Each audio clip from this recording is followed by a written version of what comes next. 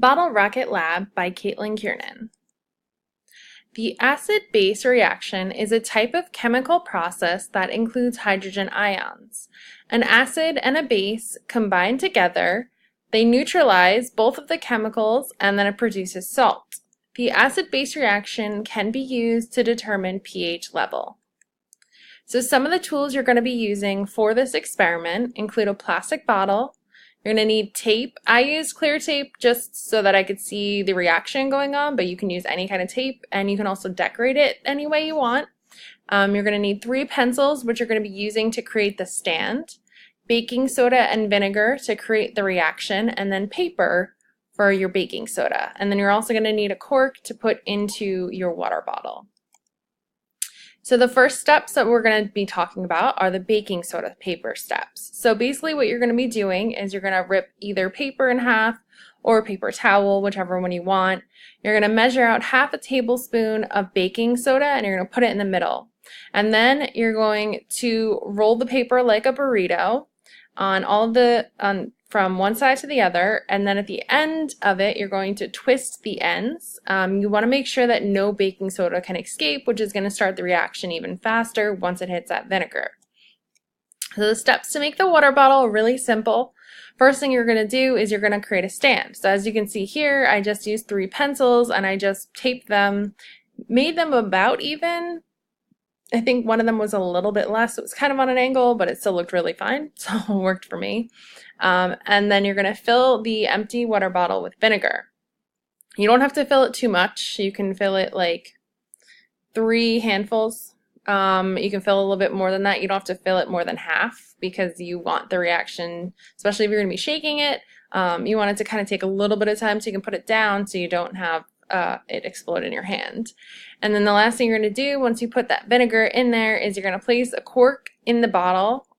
You're going to place a cork on the top of the bottle so that it's like holding all the vinegar in.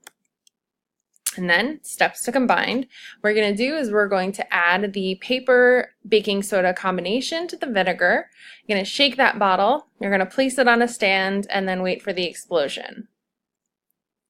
So we have some before reaction. So when I was putting the experiment together, I had to do it twice. The first time I had an issue with the cork. I cut it too much, so it was kind of leaking vinegar all over the place. So my reaction basically did nothing but slip out.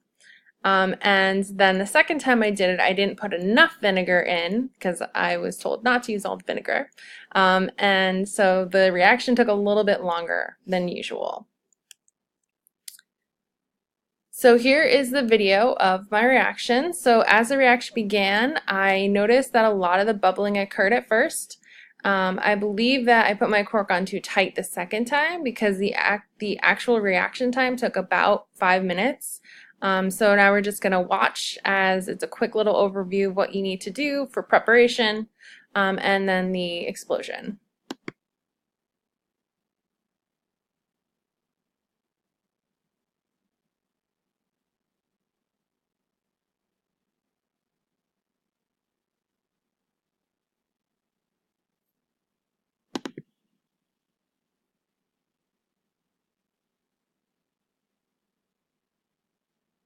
And so now we're going to watch my reaction video.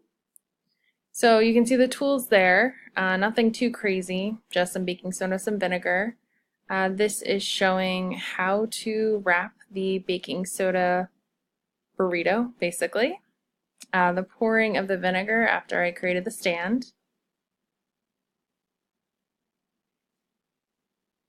And then you're going to notice me we waited a few minutes, realized it didn't shake it enough, so I'm going to shake it again, and then it's finally going to start to explode. Like I said, it did take about 5 minutes, so I did kind of rush it and sped up the version of the video here.